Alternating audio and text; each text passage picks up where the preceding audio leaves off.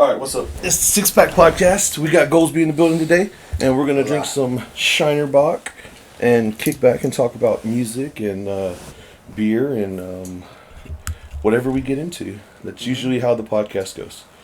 And so yeah, we were just talking about so when you record sometimes bad. It's the same thing with the podcast, and it happens. Random noises. Random noises in the background. Over, Yeah. I get it, bro. Yeah, there's two podcasts. I was like, you know what? Fuck it, I'm just gonna leave it in there.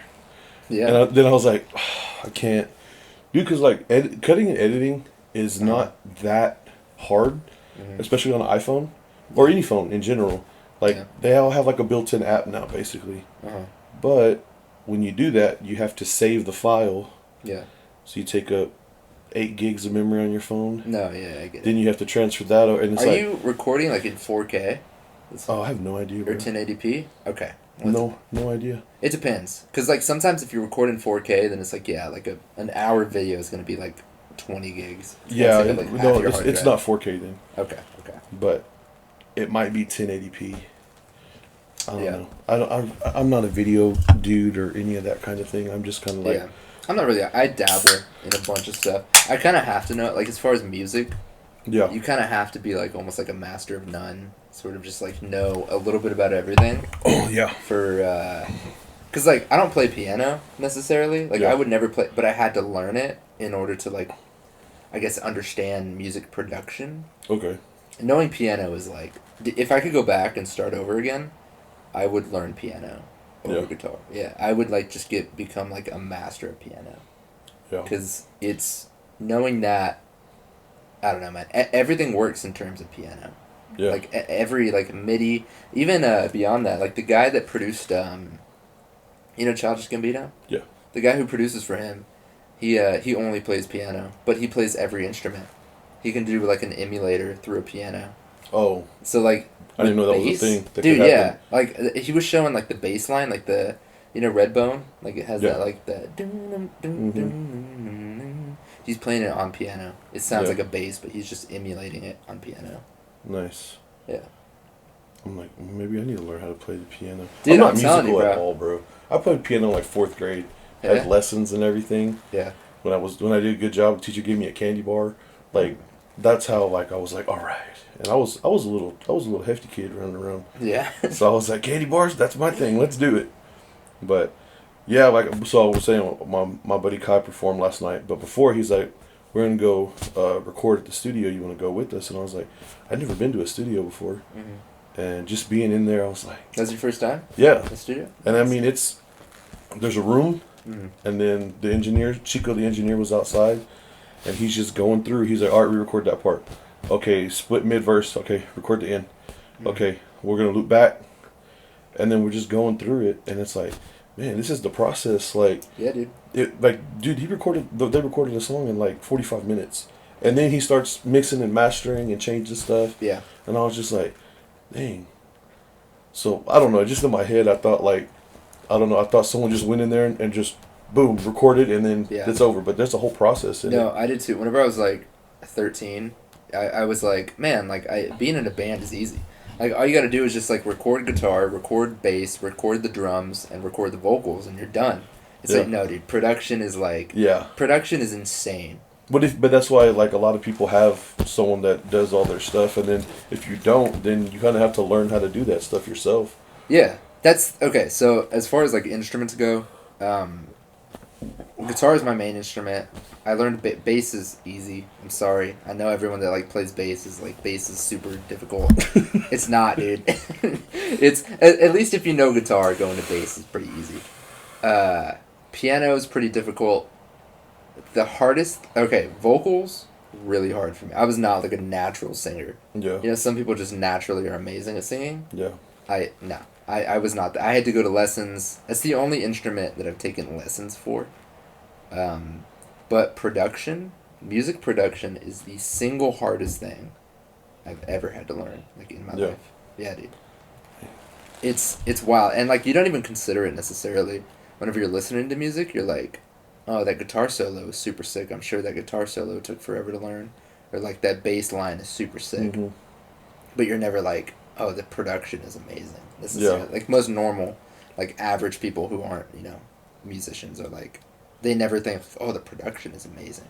But that's like, to me, that's the hardest part to nail, is production. Yeah. But you have to have an ear for it. Yeah. On top of, I mean, because like if you're passionate about something, like if you like as an engineer or a music producer, if you're passionate about who you're working with, then yeah, you're going to be able to hear something that you really like in it. But I mean, there's got to be people with money out there that every engineer or producer's not just super like blown away by. Yeah.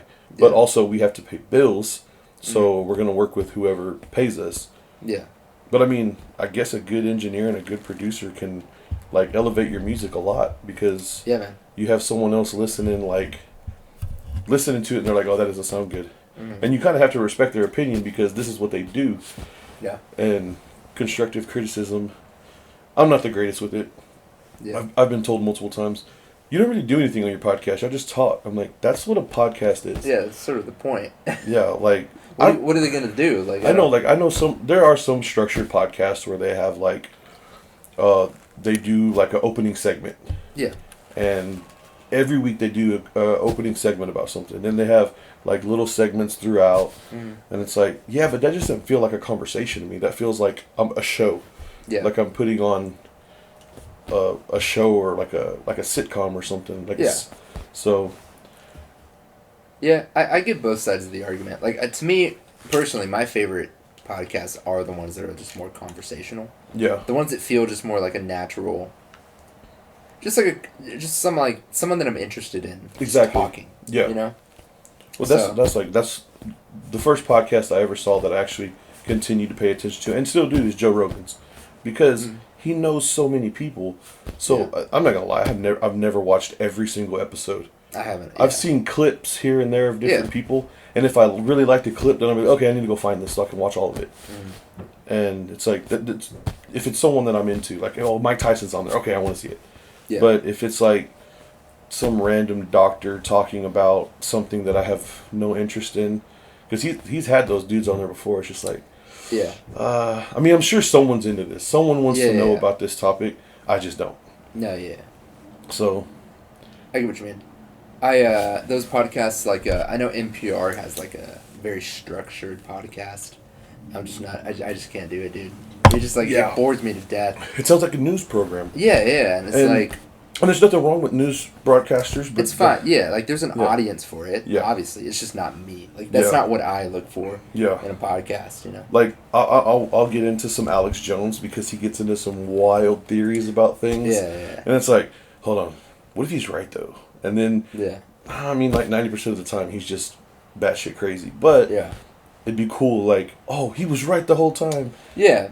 I mean, there's a couple things that he said that, like, turns out to be kind of true. Like, the whole frogs are gay thing.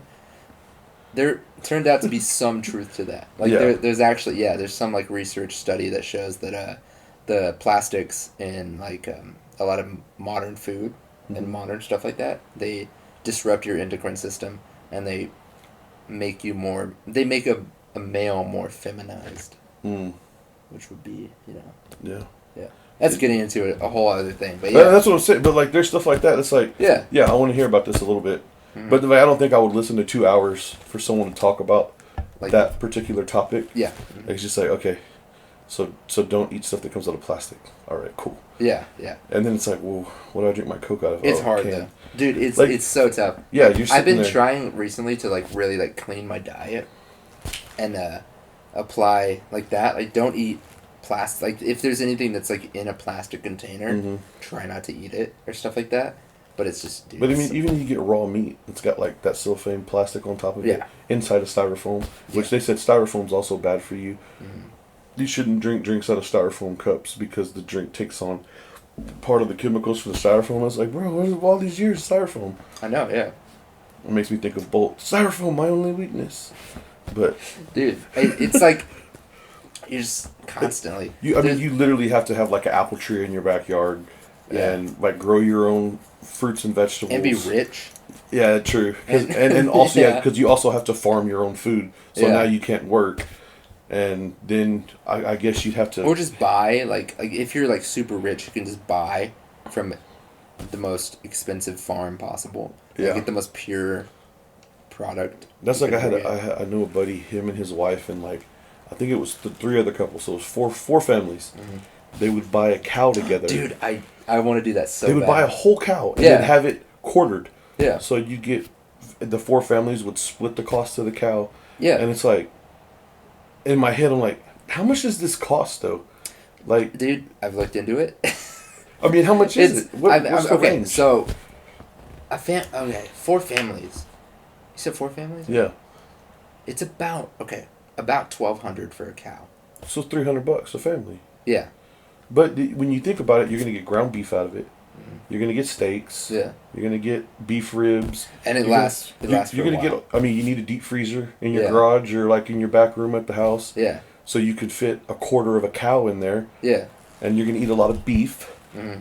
Like, I've really looked into those... It's worth it, dude. Like, no, I really think it's worth it. When you think about $300 and you think about how much you could actually get out of it, you're like, oh yeah. And then it depends on the size of your family too. Yeah, like if you're how much meat they eat. Yeah, if you're a couple and you have 3 kids or 4 kids, man, you could be throwing some hamburger helper kind of stuff. I mean, you can do spaghetti and meatballs. Like you can run through a lot of ground beef, steaks on the weekend, steaks on a date night with your wife at the house or something. Like there's plenty of things you can do with meat at the house. And man, now I'm hungry.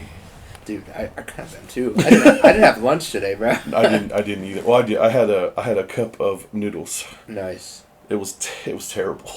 It was sad. I was just like, this is not what I wanted. Was it over the sink? Were you just like on the verge of tears? No, I was by my toolbox in the shop, and I was just kind of sitting there. That might be even worse. Yeah, it was. that might be even more sad. I was like, maybe if I had some hot sauce or some chips in here or something in this noodle cup, it'd have been a little bit better. Yeah. But you know, it's what I had. Payday's tomorrow. So. Yeah. Let's see. What did I eat? I had Greek yogurt. I'm not a big yogurt guy. That's it, bro. Okay. I used to like Go-Gurt when I was a little kid in the tube. No, bro. Straight up blue raspberry. Your mouth's all blue when you're done eating it. Yeah, that's the worst thing. There's so much sugar in it. Yeah. I've been like really on like a health kick lately. So like just plain Greek yogurt, like which is really good for your gut, like your gut microbiome and stuff like that. It's really nerdy stuff. Bro, I used to get into a lot of that. I was into intermittent fasting. Yeah, I was I was like heavily onto what's his name, Thomas DeLauer, the guy on YouTube. Yeah, Thomas DeLauer. Yeah. I would sit there and watch his videos and gut health, and then going into ketosis and like all this health kick stuff, and I'd be like, all right, and then I would like intermittent fast. Me and my cousin used to do it like on a regular basis, do like OMAD, 1 meal a day. And it'd be a beastly meal. Like I'd get like a steak in, I'd get some sweet potatoes, green beans, maybe asparagus. Like it was probably at least 2,000 calories in that meal. But then I wouldn't eat again for 24 hours. Yeah. And sometimes I felt great, and other times I'm like, man, I just want a cheeseburger, bro. Dude, I get it so much because I did that exact same thing. Like the exact same. I did keto for like 2 years, and I ended up gaining weight because I think I just like developed like an eating disorder through that. Through keto. Through like, because what would happen was I would cheat like slightly, like very slightly cheat. Like I would have like a food that I didn't even know had carbs in it, but I'd read the nutritional information and it had carbs, so I'd be like, all right, well today's ruined. Yeah. I might as well enjoy it. Yeah, and I know. Yeah, I might as well just like go crazy and like eat all the carbs that I could possibly want. So that would happen all the time. Yeah. And I gained like 40 pounds, dude. Dude, I lost like 40 pounds one time, the most unhealthiest way ever. Yeah. I just ate ramen noodle cups for a month. Yeah. Dude, I didn't adjust my drinking. I never stopped drinking beer or liquor or Cokes, really. I did switch to Coke Zero, so I was doing Coke Zero and whiskey. I did that yet. And then and I would still drink beer. I wouldn't eat breakfast. I'd eat a cup of noodles probably about 11 in the morning. And then I'd just kind of roll into the day, go home, eat a cup of noodles at night. Everybody else ate a normal dinner. Yeah. And dude, in a month's time, I lost like 37 pounds. And everybody's like, that's so unhealthy. There's so much sodium. I go, whoa. I go, 2 cups. How much sodium's really in there? And look up nutritional facts. And I was like, okay, it's a lot of sodium. But let's compare it to my other lunch. Like 7 times your daily amount. Yeah. But I go, but let's compare it to what I would have had for lunch. Yeah. I would go to McDonald's and get 2 McDoubles, 20 chicken nuggets, a large fry, and a large Coke, and that was my lunch. Yeah. And when you look at the sodium content in that, it's like 4 times as much as the noodles. So I'm like, I think I'm winning, guys. I mean, when you're comparing like Genghis Khan to Hitler, yeah, yeah. I guess it's not that bad. I mean, but. you got to make you're making like small sacrifices, and that was a crash diet though. Yeah. That was for a competition to lose weight. Yeah. So all these other dudes were like doing the military, like the egg and the peanut butter bread and the apple for breakfast. Yeah. And then at night they would eat a semi-normalized meal, and I blew them all out of the water. Yeah, the worst way possible, but I still won the money at the end of it. I won like $160. It's kind of sick, dude. I'm the type like that too. I go crazy if I'm gonna diet. I will literally starve myself. Really. Yeah, I've done. I lost before.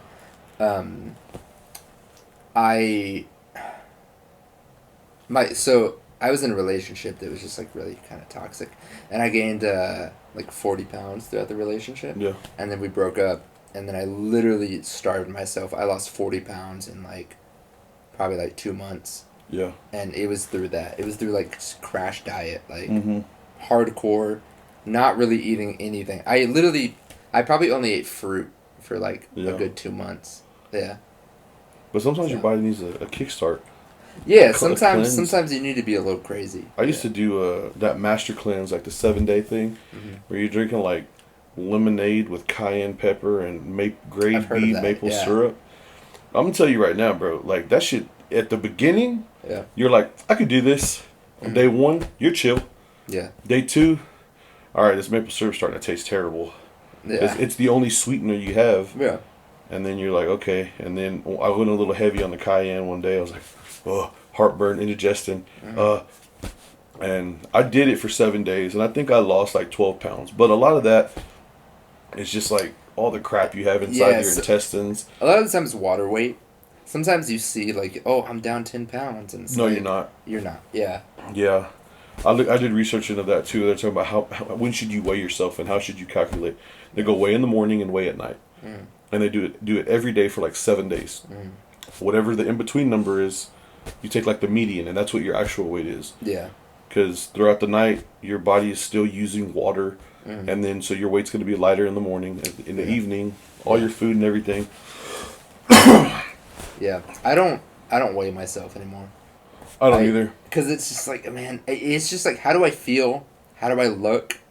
How do my clothes fit me? Oh, I bought this shirt yesterday, and I was like, that's a 3X. Yeah. And I'm usually a 2X. Yeah. I can squeeze into an extra large sometimes, depending on the brand, but it's just like, it's not comfortable. So I just get a 2X and I'm comfortable, and then I was like, that 2X isn't fitting right. I was like, maybe it's time. Maybe it's time. Something dark's coming up. Yeah, I was like, it's probably time to start hitting the weights, start going back to the gym. Yeah. Running. Oh, I hate running. It's the worst. I hate running. Dude, I do too. Dude, I love going to the gym so much, but I would literally go to the gym only to lift like heavy weight. Yeah, for sure. I just want to lift. That's all I want to do. I want to like flip tires and hit things with sledgehammers. Dude, yeah, I don't want to be on a treadmill. I hate it. I'll last like 10 minutes and I'll just be like, this is stupid. I force 15 minutes at the beginning of a workout on a treadmill, just so I can say I kind of got like a mile or so in, because I walk. I do not run on that thing. And then at the end of the workout, as a cool down, I'll go get on a treadmill for like 7 minutes. Yeah. But I have to have headphones, either a podcast, music, something that I can, like, okay, yeah, I know I'm walking, but also I'm paying attention to what's going on in my head. Yeah. And like some people go to the gym and I've been at the gym for like 2 hours, and this dude never got off a treadmill. Yeah. Dude, I don't understand that. Yeah. I get so bored. So I do cardio, but I only will do it like in the context of like a park or something. Like I'll run through a park. Yeah. Fine. Like cross country style, but not on the treadmill. Yeah, not on a treadmill. Yeah. I hate treadmills. I can't, like, my knees, well, I'm overweight clearly. So my knees, like, trying to run on concrete. Yeah. It's like, nah, it's okay. Yeah. I mean, dude, walks are like, to this day, I still do walks constantly. You can do like an hour-long walk. That's like the equivalent of like a 30-minute run. So, yeah. Yeah. And there's other ways to get walks in. Trader's Village. the flea market. Yeah. Like, just, even if you don't go buy anything, just kind of wander around there for a little bit. Yeah. And you're leaving better. Well, it depends. If you're walking around with the ice chest like I am, we're just breaking even at best. Wait, you take the ice chest? Yeah. Ooh, it's way too expensive to buy beer at the flea market. Dang. Or a backpack. I didn't even know you could do that. Yeah. Dang, dude. I haven't been there in so long. The last, so, I did a gig at Traders Village. Yeah. It's like an interesting gig spot. Especially for me, for my type of music. That's what I was going to say. Like, they do have, like, mariachi bands out there quite often, and they have, like, little festivals that go on, but... Yeah. Yeah, I had it, the last time I've been there was whenever I had a gig there. Maybe, like, right before... maybe, like, a year and a half, 2 years ago. Right before quarantine and all that?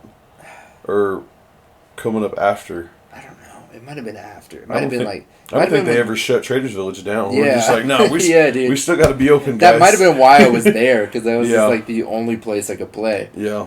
But, yeah, man, it was very interesting playing at a place like that, where it's like, you know, a lot of the people mostly speak Spanish. Yeah. But I will say, I did get, like, a couple of fans through that. Yeah. Like, people messaged me afterwards, and they're like, hey, man, like, I saw you at Traders Village, and, like, it was pretty, like, it was different, because it's different, you know? Yeah. It's not, like, it's not what's normally there. Yeah, but for sure. Like, because they have, like, midget wrestling out there, and then the luchadors out there. Yeah. Like, they have a lot of crazy stuff at Traders Village. Yeah. And they have, like, a chili cook-off randomly. Mm-hmm. Then they'll have, like, it's one of the Indian heritage, like, Native American things that they do out there. I can't remember what they call it. Yeah. And so they have, like, these weird events out there. Yeah. And then, like, randomly you'll get, like, Mexican rappers that perform out there on a stage. And it's just kind of all, like, oh, yeah, Traders Village. I mean, it's a swap meet. Mm-hmm. Different parts of Traders Village, different stuff. Yeah. But it's definitely a different scene, like, to play a gig at, or, I mean, anything for that matter. But me and my cousin, we go out there, and I'll take a backpack with probably a 12-pack in it. Yeah. And then we'll just walk around. Yeah. And...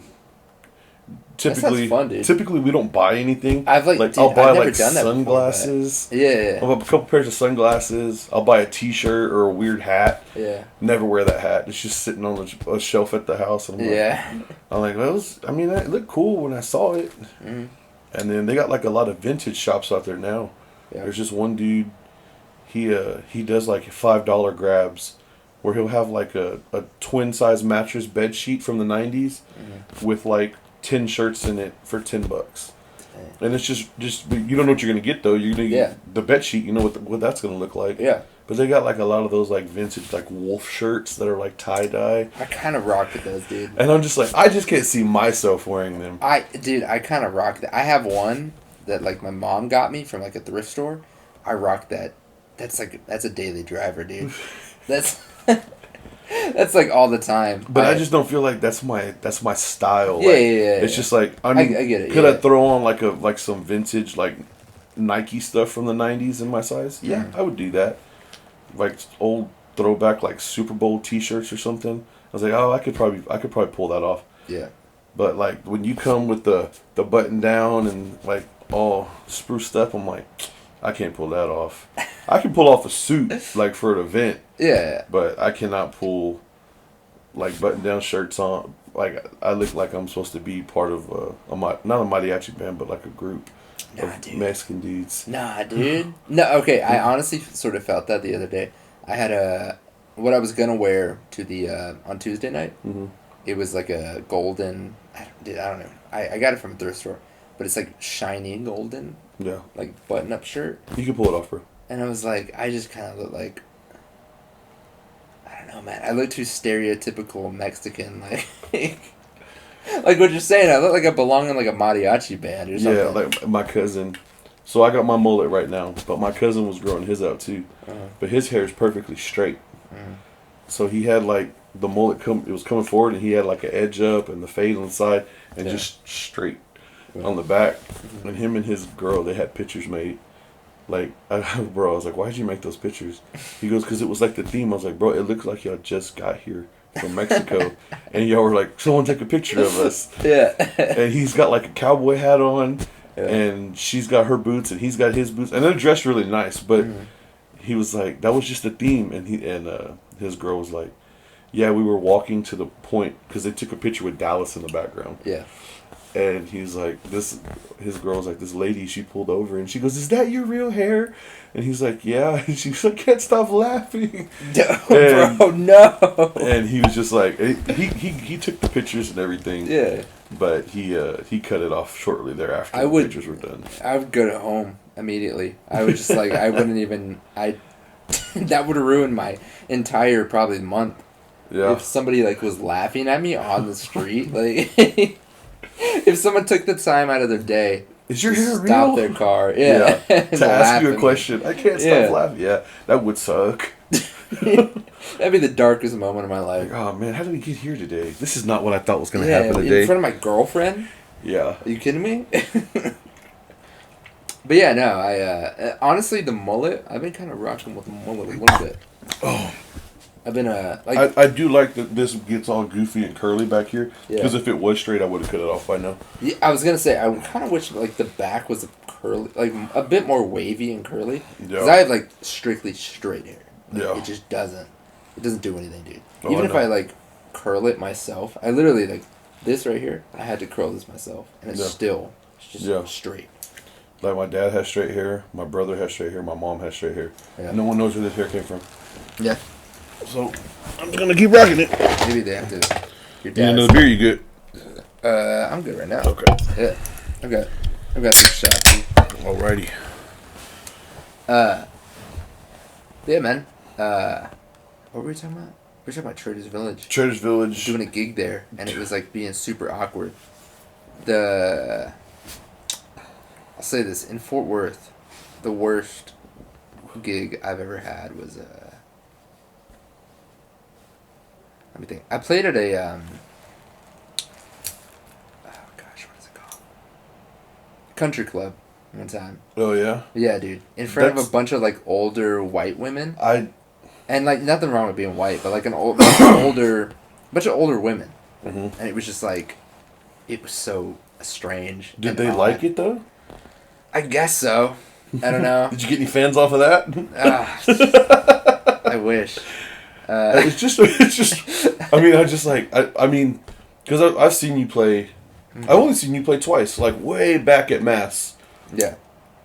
That was probably the first time, and then I saw you. You were at Lola's, and I was the one screaming. Yeah. And I was just like, that's hard. Yeah. Then that's what I was saying. Like I've only seen you those 2 times. Okay, but those I'm gonna be honest, bro. That's not like the full show. Oh yeah, well I mean, don't think you've seen like the full like show.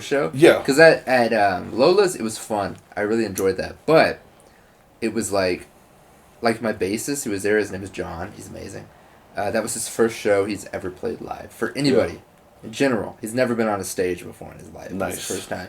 And then for me, that was my first show that I had ever done like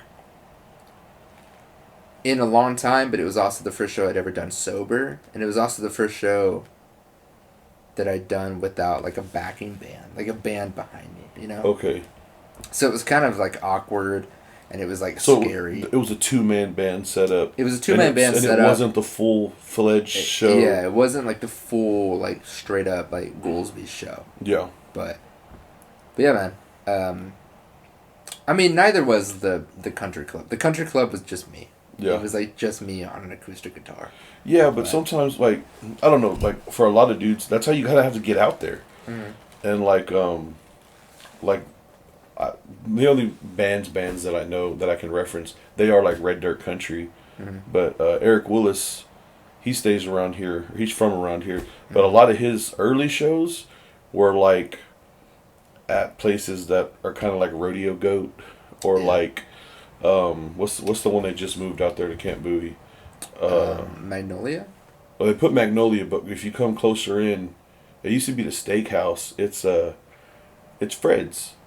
Oh yeah. They put that Fred's there, and they were having live music there outside, and a lot of those it's just that 1-man band gig, that acoustic set. You play some stuff, and I mean that's just honestly it's a way to get your name out there, because booking shows in Fort Worth is not easy, but it's not hard. Mm-hmm. It's just it's effort. Like, because trying to figure out how to book a show and talk to different people about what they want to do. There's, like, different types of shows, too, which is, like, there's some shows which are, like, something more like the Country Club, which was a bit more of, like, a corporate sort of show, I guess. Like, corporate entertainment. And then there's, like, something like Mass. Yeah. Rest in peace. But Mass, which... They're reopening at Cicada, though. I know, yeah. I'm excited about that. Something like that, which is more like a show. That's like something that I feel more comfortable at. Have you done anything at Tulips? Yeah. I love Tulips. Sort of. I love the same sound at Tulips. Dude, yeah. Tulips. I did my last show was at Tulips. I think it was in January. Maybe January. No, it's January right now. It was in December. Yeah, early December. That was because I remember the art for it. It was like all discolored and I could barely read it. Yeah. So I had to screenshot it and change the tint so I could repost it. Yeah. Because I was like, I can't read that. Wait, no, that was the one at Mass. Was that the last one at Mass? That was Mass. No, there was one after that at Tulips. Okay. Yeah. But that was the last one at Mass, though, yeah. Yeah. That one, I will admit, I like completely... I do all the graphic design, too. So sometimes it's just a lot to do. Oh, yeah, dude. You don't got to tell me. Yeah. And sometimes you got, like, an aesthetic in mind and it just doesn't hit. Yeah. It just... Sometimes, you know... That's why I haven't, like... Because I told my cousin I wanted to get, like, podcast t-shirts made or, like, or, like, hats and stuff just so I can just be wearing my own shit when I'm out. Yeah. And... I just like the logo that I have that I use for the Instagram page and then I use for the intro on the ones that I decide to put it on. I just made it on one of those logo makers. Yeah. And it's not copyrighted or owned by me, so if someone's like used it, I can't say anything. Yeah, you're just like, cool. And I guess. I'm just like, well, you know, just like and subscribe when you see that guy using it on my channel. But yeah. My logo isn't copyrighted or anything like that. I made my logo, but like I literally was drawing it. I just drew it like in a picture book and I took a photo of it. And I got some guy on Fiverr to make it like an actual thing. Yeah. But yeah, man, I don't know. I'm really big on like aesthetic and like just the general look and the feel that you get whenever you look at something. And I don't know. I've been in like a weird spot recently of like trying to figure out what my aesthetic is like now. Because whenever I first started, it was very big on like the... I was very big on like the creepy sort of vibe, like the Halloween. Like it was like orange and black. Oh, bro, have you been to Horror Freak? No, what is that? In HEB? In Bedford? What? It's a store. It's just dedicated to horror. In HEB? No, like Hearst U is Bedford. Like HEB, like out there, North Richland Hills area. Oh, okay. So there's a brewery out there, Turning Point, and it's on the same street. And the guy that owns it is brothers with somebody that I know. Yeah. Don't remember who. Yeah. But when I go out there like just to pop in, and they have like the Child's Play, the Chucky doll, that's all burnt from the movie. Yeah. They have like all these weird aesthetic like Michael Myers knives with like his face on them and stuff. It's just a lot of weird like this knick-knack. I mean it's honestly like kind of like a thrift store for horror stuff. Okay. Like they have like old masks from like the 90s of horror masks. Yeah. And it's a weird shop, but you gotta go check it out. There's some random stuff out there. It's like a date, like take your girl out there. Okay. Because they have an arcade out there. It's like $10 to get in. The games are free. Yeah. Well, the games it's $10 with to get in and everything's covered. And then they got a vintage shop out there. You know the vintage shop on Race Street, across from the Post. I can't remember what the name was, but it's their sister store out there. I know what you're talking about, yeah. And they had like a 3-6 Mafia first pressing vinyl. It was like $600. I was like, I don't have $600, but even if I had it, I would buy it, but I wouldn't play it. Yeah. But they just have like all this. It's vintage stuff. Okay. And, you said it's in like Arlington. No. Like North Richland Hills. Like Northeast Mall out that way. Yeah. Okay. But yeah. But alright, fuck, sorry for interrupting, because I always do that shit. No, that's good. Do you know what you were talking about before I interrupted? You were talking about, you used to be like the black and orange, like the... Yeah, I used to be very like horror inspired, in terms of my aesthetic. And that's where like the name came from, is Ghoulsby. came from like the idea of, I guess, like a horror sort of vibe. But I don't know. It's changed a lot, and it's like kind of strange to still carry that name while also like being inspired by a bunch of other stuff. Yeah. That's not necessarily horror themed. But it's a good name. I think it's cool. I mean, it's stuck. It's stuck, and it's not like someone's gonna mistake you for someone else. Exactly. Honestly, dude, the SOE was like the main reason I like stuck with it. Was because if you Google Ghoulsby, at least in the spelling that I have it, I'm the first thing that comes up. Yeah. There's nothing really else that's like exactly has the name. So I wish I would have named this something different. The Six Pack Podcast. Yeah. Because I had to spell it stupid. Mm-hmm. Because I was stuck in my head. The Six Pack Podcast. Yeah. And I wouldn't stop it, and I wouldn't change it. Yeah. I wish I would have changed it. Yeah. Because if you tell someone the Six Pack Podcast, they look up Six, PACK. Yeah. They'll look up SIX, PACK. Mm-hmm. They'll look up SIX, PK, 6, PK. And all of those are podcasts about trying to get abs. A six-pack podcast. It's basically like dieting and like all this other stuff. Yeah. But I'm like, well, mine's about beer. It's different. Yeah. So that's why I spell pack, but honestly it's more like Tupac. Because it's just PAC. Yeah. And I'm like, all right, well, I'm just going to run with it now. Mm-hmm. Like it's, I don't want to rebrand. I mean, how popular are the other ones? I mean, your barometer for... well, that's the other thing. I would probably need to go find out if they're like copyrighted and trademarked. Yeah. Because then I could just get it done myself and steal it. Yeah. It's like, well, I already have this. Well, you spell it different. Well, I'm going to spell it like this now. Yeah. That's funny. What other like names would you have in mind? Like, I don't know. I don't know how to incorporate. I couldn't call it Me and My Cousin Drink Beer, and I talked to some people that I know. It's kind of fun. It's an extremely long name. Yeah. Come up with an acronym. I'm kind of into that. Yeah. It's like, this is where we drink beer and hang out.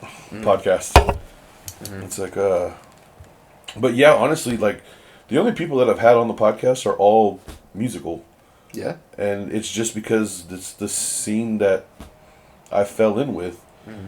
And I mean, honestly, you're the first one that's not a rapper or in the industry of rapping or making beats or anything involved with rapping. Yeah. So it's just like, but I mean, I know other artists of different genres, and it's just like, well, and then we were talking, I was like, I want someone that's outside of the rap game. Yeah. Because I'm not in any game. I'm not a rapper or anything. Yeah. All right, so we'll talk about, so your next show was that January 30th? Is that what we talked about the other night? We did, yeah. So I currently have it set for January 30th, although it might change. I don't know for sure, but right now you could say, January 30th. January 30th. At Ridgely, yeah. At Ridgely? Oh, that's right, we did, because I was trying to remember what we were talking about. It was at Ridgely. Ridgely Lounge. Ridgely Lounge. Dude, the lounge is dirty. I don't think I've ever been in there. Really? I don't think so. So they have like have you been to Ridgely? I think I went to Ridgely, but I was extremely drunk. Okay. Nice. For like, it was, but like... As you should be. It was like Ridgely. It was like a festival kind of gig through the day. Okay, yeah. Where it went just like way too many bands to name. Yeah. It was that kind, and at the end of it, you're like, I don't know who we saw, but it was fun. Yeah, yeah. Okay, nice. Well, they have 3 different rooms. They have the theater, which is the biggest one. They have the room, which is pretty big. I played there probably the most. And then they have the lounge, which is like very small. More intimate. But it's the best. Yeah. The smallest one is the best. It's funny. Whenever I was like first starting off, I was like, man, I want to play in the Ridgely theater. Yeah. You know? Because it just feels good, I guess. But now that I've like experienced more and I've been around it a bit more, I only want to play in the lounge. Yeah. Because it's more intimate. It's more like the sound is horrible. It's awful, dude. It's really bad. Dude, the worst sound that I've ever been around is the Haltom Theater. Really? And I haven't played there yet. I've been there for, I don't even know the name of the company. They put on like this up-and-comer rapper thing. Mm-hmm. That's the first night I met my friend Tres. I'm supposed to go to his thing tonight, and it depends how I feel after these beers. Mm-hmm. But he performed there, and it's just a big venue. Mm-hmm. You can fit. They need to restructure the main room and have like where you set up merch tables. Then set up railings so people who are watching go on that side, and you run your merch on the back end. Yeah. And it's just, but then if you're in the very back, all you can hear is subwoofers and bass, and you can't hear what anyone is saying. Yeah. And it's like, this room's too big, and there's too much echo, and there's too much going on. Yeah, that's like, a lot of venues are like that, where they're just too big. And it's like, for the local level, you're not bringing enough people to fill it out, to make it feel. It just feels awkward. Yeah. It's awkward if you're playing in like a huge venue, and you only have like 12 people there. Yeah. Versus if you're in like the lounge, which is like a very small venue, and you have 12 people there, it's like, you still feel comfortable being, around that.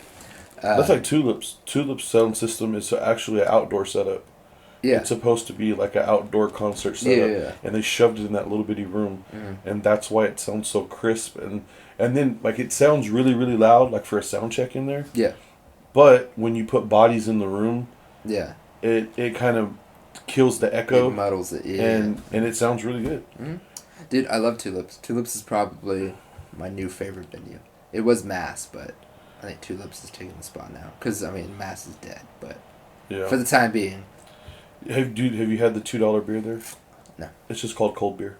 Really?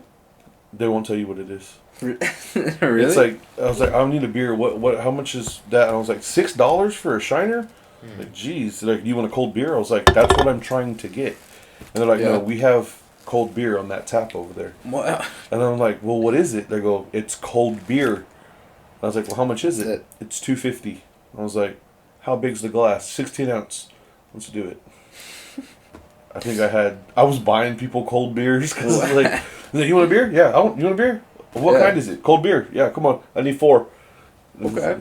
And I was just like, oh. Dude, I didn't know about that. I didn't know about it either. I don't really drink beer though, so like. Yeah, that's the thing. Yeah, anytime I go there, I just get like, or just whiskey on the rocks or something. I don't know. I'm weird.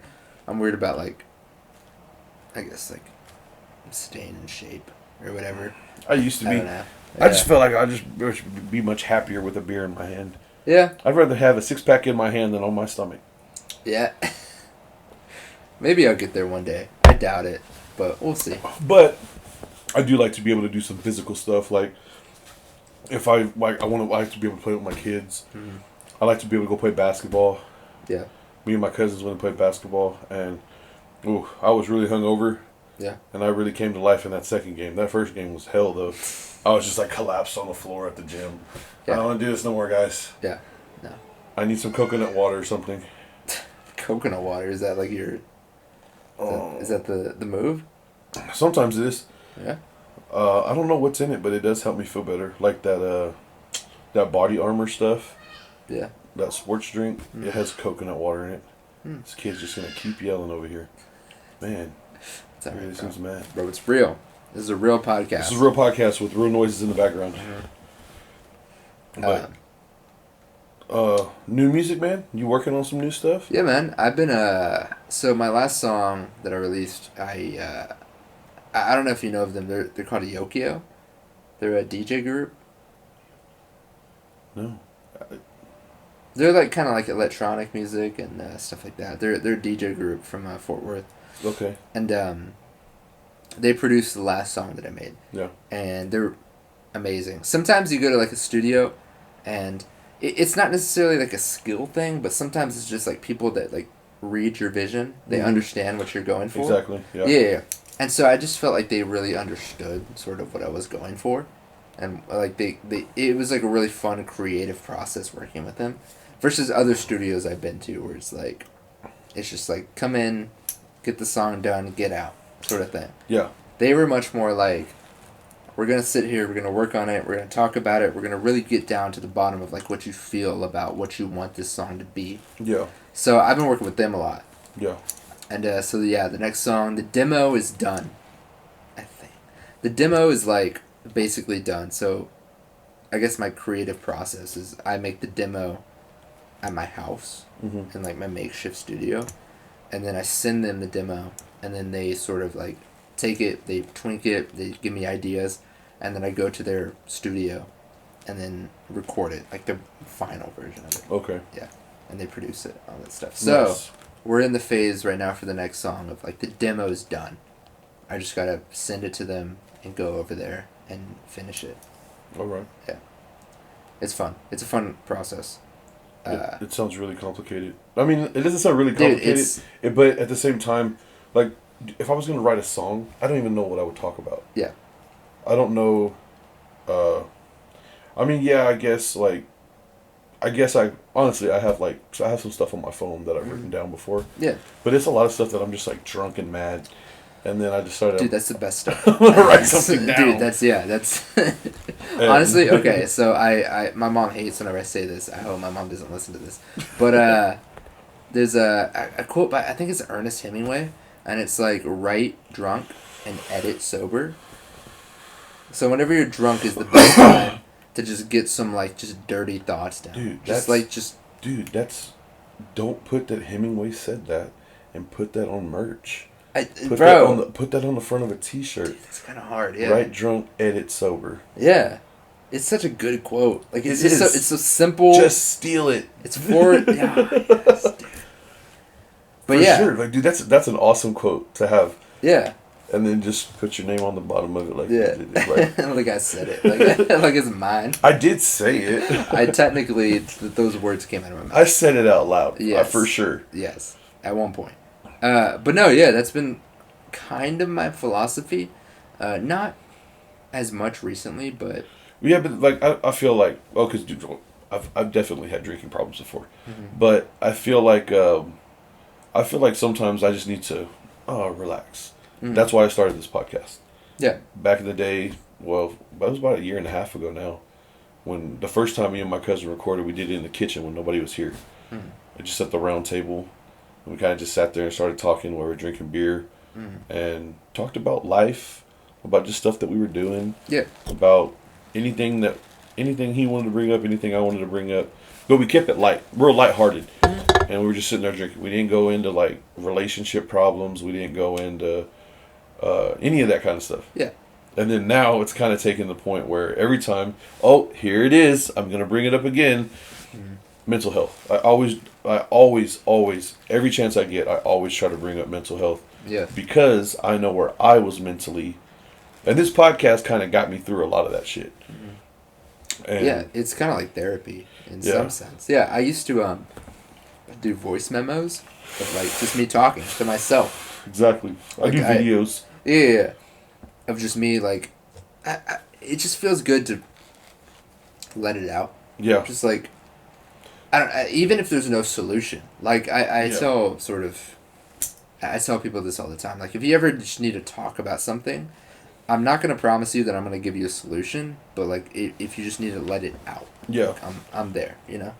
Exactly. So. And because I always tell, like I tell my cousin, and I tell everybody that comes on here, hey, you having a bad day? You want to go grab a beer? You want to go grab some food? Just get out of the house. Mm. You want to go do something to get your mind off of whatever you're going through? Then call me, text me.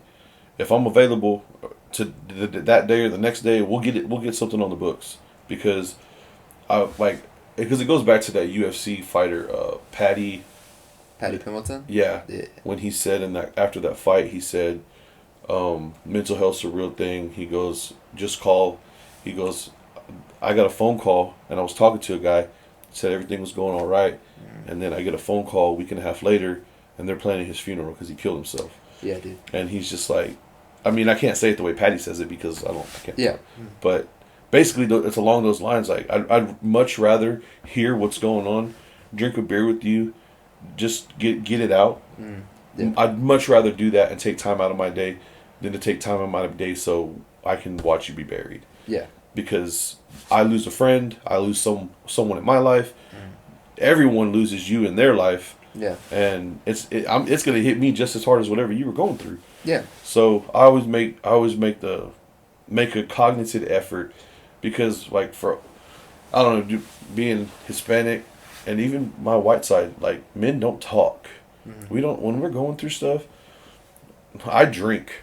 Yeah. And I try not to do that anymore, and I've done a pretty good job. I have tried to start writing some stuff down or recording videos of myself talking to myself, stuff like that. I try to talk to my cousin or I reach out to a couple of other friends when I'm really going through it. But I think we got to break that narrative of, oh, we can't talk about it, or we can't open up about it. Yeah, it's tough because I do like feel the same sentiment of like, sometimes whenever you want to reach out to somebody, you're like, man, like I'm a man, you know, like I'm a grown man, like I feel like I shouldn't have to rely on anybody else, but it's like, even if you're not relying on anybody else, like still just talking about it. Yeah. At the bare minimum, talking about it with somebody helps. Like so much, it's so therapeutic in some weird way. I don't know why, but just like getting it out and sort of like almost speaking it into the universe of like, this is what's bothering me. Yeah. This is what's wrong lately. It helps so much, like so much more than you'd think it would. Oh, I know, because I do it with bartenders. Yeah. I'll just, hey, how's it going? Oh, this is going on. How you doing? Oh, this is how I'm doing. And then just go into spew my whole life. Yeah. And, oh, wow. All right, I'm good. I just needed to say it out loud. Yeah. And they're like, really? I was like, that helped, just you listening. And someone being there when I needed to say it. That helped. Thank you. Yeah. Or are you going to leave now? I was like, no, I'm here. Can I order some food now? Yeah. And it's the weirdest, some of the weirdest reactions that you get from doing stuff like that. But a lot of the times, you don't want to tell somebody that's close to you, because then it's that awkwardness, like, oh man, like you're really ruining my day to day, telling me all this stuff. Yeah. Because I feel like I don't want to drag anybody down. Yeah. If they're in a bad spot and I'm adding my shit to their life, then it's like. But if you do it to a complete stranger, you may never see that person again. Yeah. And you still get it out. You're still like, sometimes whenever you like share it to somebody who like really close to you, I notice that sometimes you get like the reaction of like, is this my fault? Or, like, is there something I'm doing? If it's somebody very close to you, like a significant other or something like that. Or you get like from a friend, oh, that's crazy, man. Yeah. And it's like, bro, that's not what I needed to hear. You just pissed me off. Yeah. Now I'm mad at you. Leave me alone. Yeah, exactly. Dude, sometimes that makes it worse, Yeah, when you tell the wrong person. Yeah. Oh, like, that's crazy. You just get like apathy. And it's like, well, do you really like care about me? Like, are we really like friends, you know? I thought we were closer than that's crazy, but, you know, okay. It's good to know where you stand. Yeah. But I do feel like a lot of, that's something that I wanted to start it too. I want to start up like not a men's church group, but just a men's group.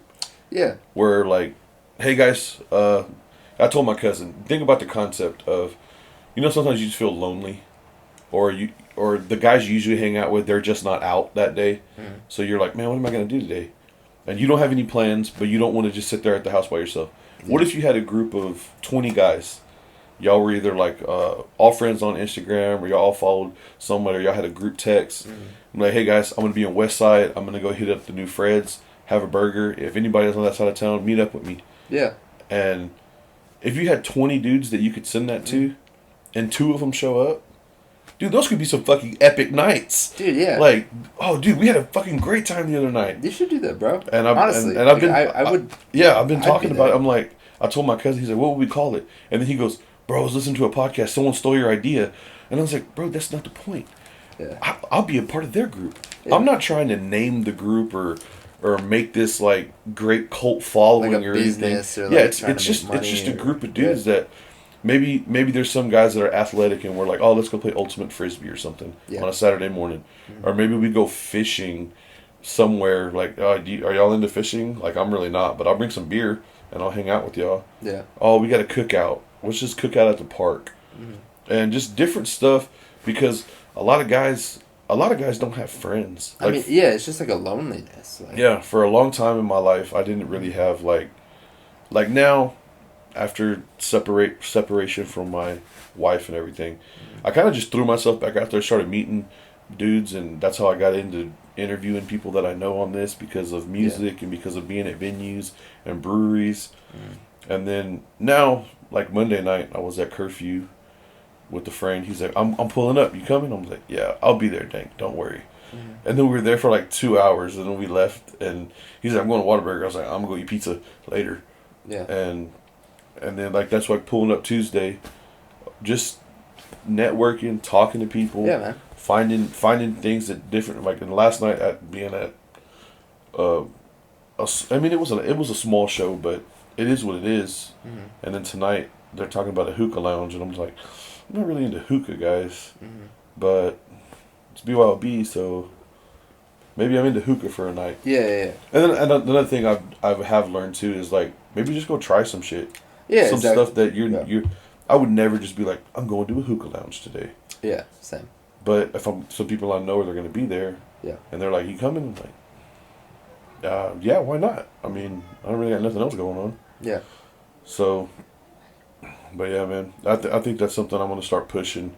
Dude, you should here in the next couple of months. Let it kind of warm up a little bit. Yeah. Well, it'll warm up in like 2 months. Yeah. And then maybe because dude, like honestly, when I was in church and ministry, that was one of the things that I got the most pride and joy out of. Yeah, I like men's groups. Whenever I left my church that I during COVID time, I missed so much. Like just being around people that like I don't know, man. Like just like people that cared about you, you know. Yeah. Like beyond anything religious or anything like that. Like, it's just like I just miss so much being around people that like having something to do.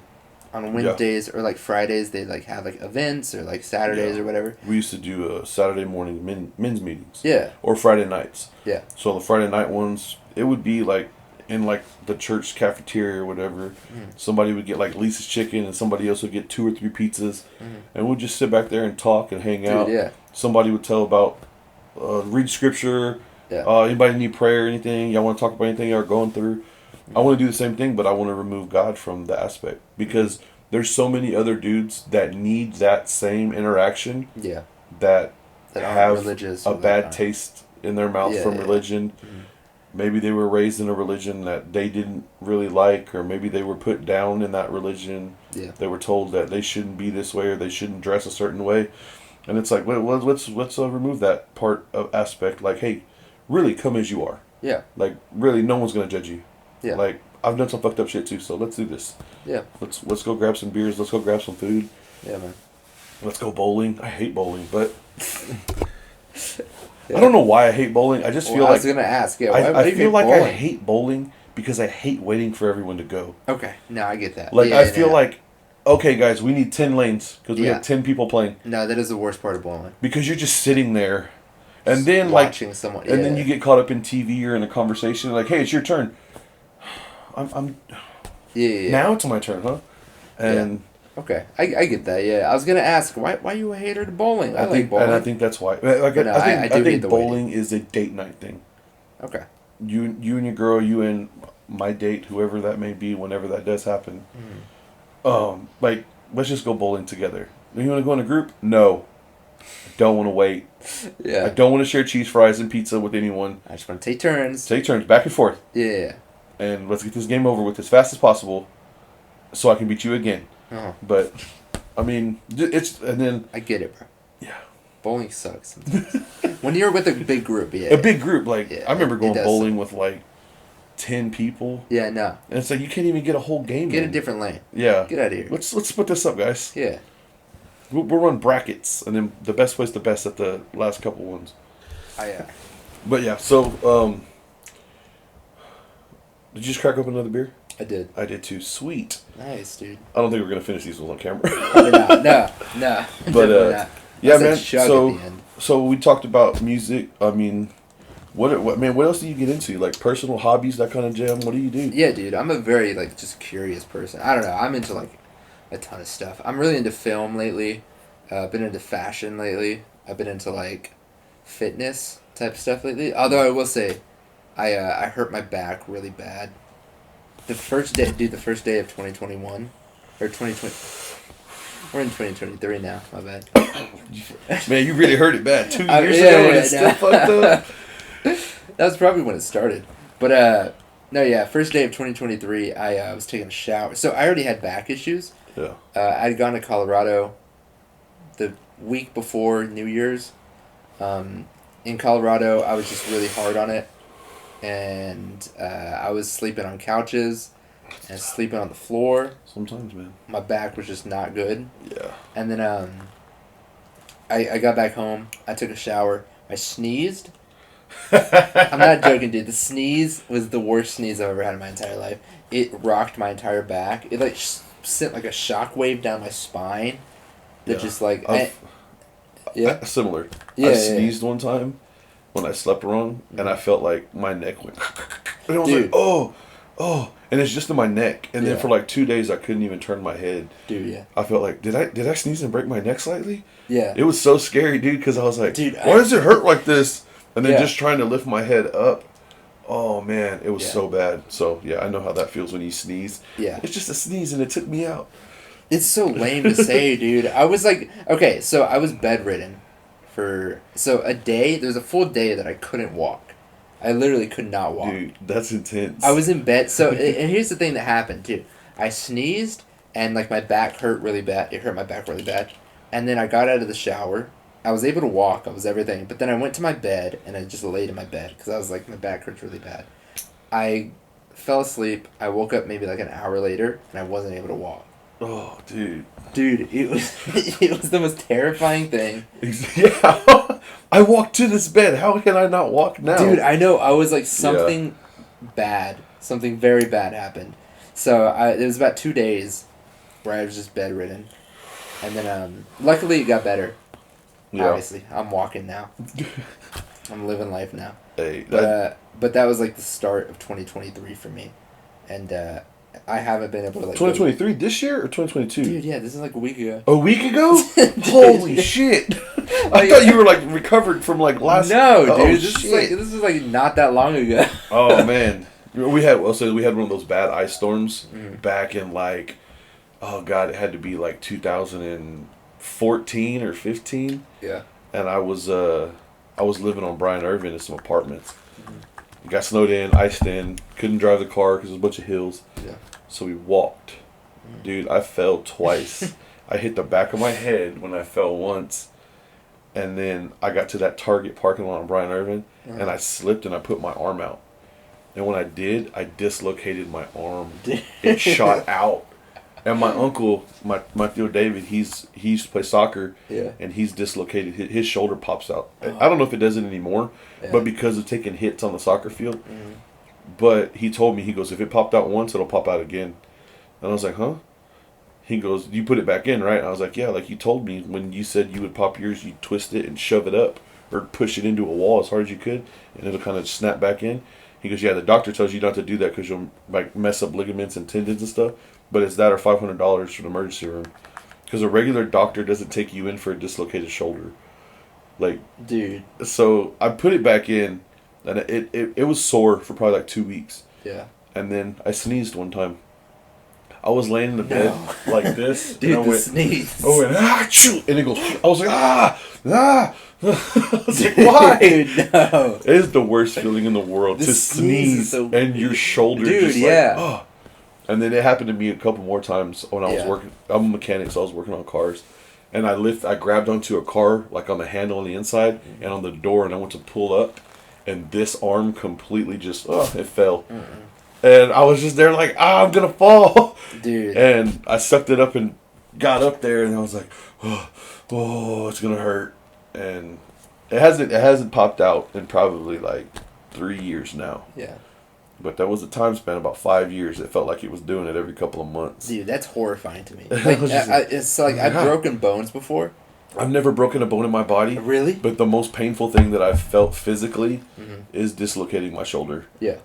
No, I've never dislocated. I've never like had anything pop out of place, but I've broken stuff. But I'm more afraid of like something popping out of place, because then you gotta pop it back in. Yeah. It's like whenever I broke my arm, it was fine. They like it hurt for a long time. It wasn't like a huge break. It was like just like it broke, but it looked fine. Yeah. And they just put a cast on it, and it was fine after a couple weeks.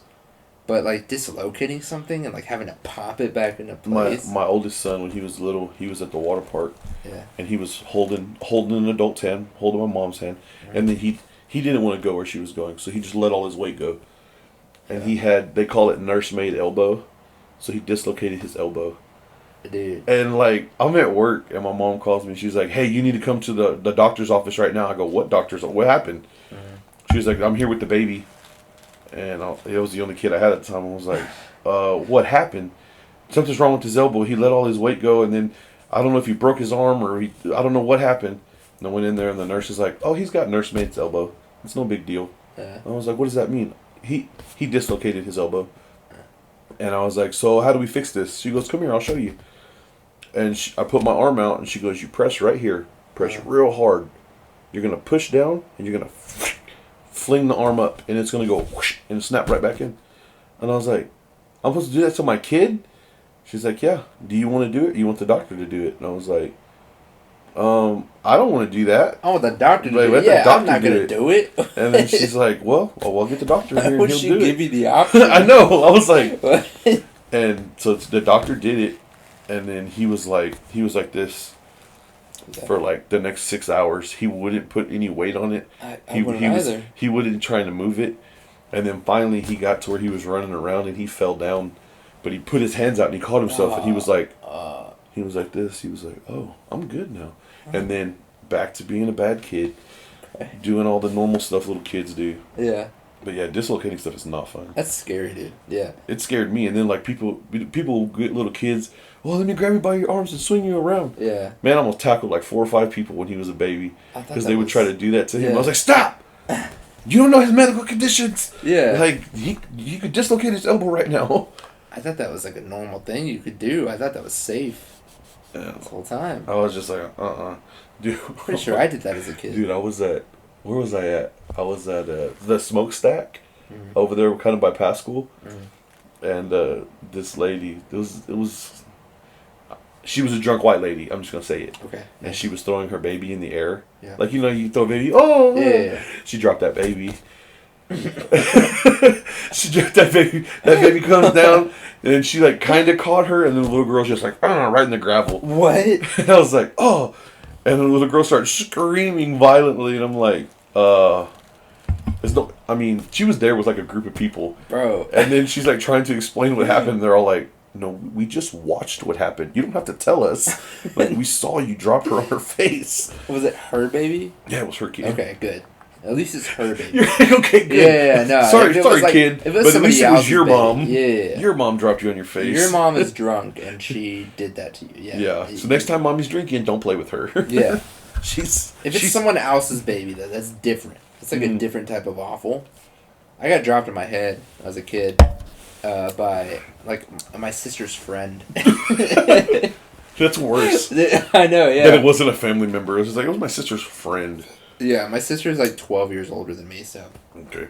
They were probably like 14. And, I don't know. I don't remember, obviously. But apparently I was dropped on my head, so that's why I turned out as like a musician, I guess. It's my theory. Just every musician is like just mentally ill. Hey man, from the start. I don't think I was ever dropped. Maybe that's why I'm not musical. Mm-hmm. I do remember thinking Power Rangers was the coolest thing in the world. Mm-hmm. So one time one of my uncles was playing like hide and seek, trying to scare us in the dark, and I went full like karate kick right to his nuts. And then I heard about it for like a month from every family member. Dang, dude, don't play around with him. He'll kick you in the nuts. Yeah, if my nephew did that to me, I'd because I was there fucking full blown Tommy Oliver. Aya! Dude, that's if you came out of the dark like with that. No, he came out and scared me. I was the little kid, and he's like, ah, and I was like, ah. But you're hiding. But you're like. But he was trying to scare us though. It's not my fault. Hey man, I don't know, man. If has your uncle had kids since then? No. I don't think he wanted any more either. It's your fault. I think I helped him out. Okay, yeah. All right, man. So, the plan is the 30th at the Ridgely Lounge. Ridgely Lounge, yeah. And then new music. Yeah, new next song month. coming out. Probably next month. Next month? Probably towards the end of next month, yeah. Okay. Mm-hmm. And then out and about, where are you going this weekend? What are you doing? I'm just going everywhere, just going with the flow? Anytime, See what happens? I'll say this. My favorite spots are Nickel City. Yeah. Oh, bro, I love the sliders. Dude, Nickel City's crazy. $5 a shot, a beer, and some sliders. It's crazy. Yeah, it's so good. It's the best deal in Fort Worth. So good, bro. Nickel City, obviously Tulips, dude. I go to Tulips a lot. I go to Ampersand every now and then for like if like friends of mine are having. I've never even been in there. Get-togethers. I've been at the one. What's your mom's house next door? I've been to that one, and it really wasn't my jam. I don't really go to 7th at all. Yeah, Ampersand's not my jam at all. But I have a lot of friends that just like do events there, so I just go there for that. Yeah. It's really expensive. It's really, I don't want to say trashy, but it's really like, it's very TCU-ish. Yeah, that's my whole problem with 7th. Yeah. Like, no hate for TCU. Yeah. But also, no love for TCU either. No love for like the people that go to TCU and just like are like 20 and get fake IDs and. No, like dude, I'm like my favorite spots. Like if I'm down there towards 7th, like, you'll catch me at like Pogue Mahone's, the Mad Hatter. Yeah. I think what's the other one? Wired Willie's. That's over there. Abby's Pub. Just kind of on that little block's corner right there. Yeah. And then I'll end up at the Rabbit Hole down there on White Settlement Road. Yeah. Those are my frequent spots. Yeah. If I'm over here on this side of town, I'll go to Woody's Tavern on Brian Irvin in the back.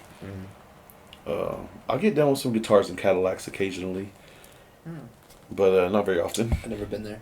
It's pretty chill. Like Thursday nights, the drinks are like $2, and I think it's like I didn't want to say it's like $3 Crown and down. Yeah. So, and then I'll go to like Yup's karaoke bar. I want to go there, dude. We need to go, bro. Can we? Yeah, I was gonna say, can we go there sometime? Because like I want a friend to go there with. I don't want to go there alone. Like I got my kids this weekend, so not this weekend, but next weekend. Yeah, dude. We'll try to see something like a Friday night or something, man. Okay. Yeah. It's because I don't think I have anything rolling next weekend. Yeah. I got a show that I'm going to in Oak Cliff. Yeah. And I think it's like a pop-up at a house. Okay. And I've never been to one of those. I'm interested to see how that works out. Yeah. But all right, man, we'll wrap this. We'll kill these beers off camera. It was good having you, man. I appreciate you coming through and hanging out. Thank you for inviting me, bro. The conversation, it just kept flowing. And it did, bro. I can't remember a dull spot, man. I can't either, bro. And that's the point. That's why we do this. Yeah, I don't even want to stop, but I know. But you gotta do. Yeah, well, another time. We'll do a part 2 kickback. We'll continue this eventually. Yeah. All right. As always, talk shit in the comments.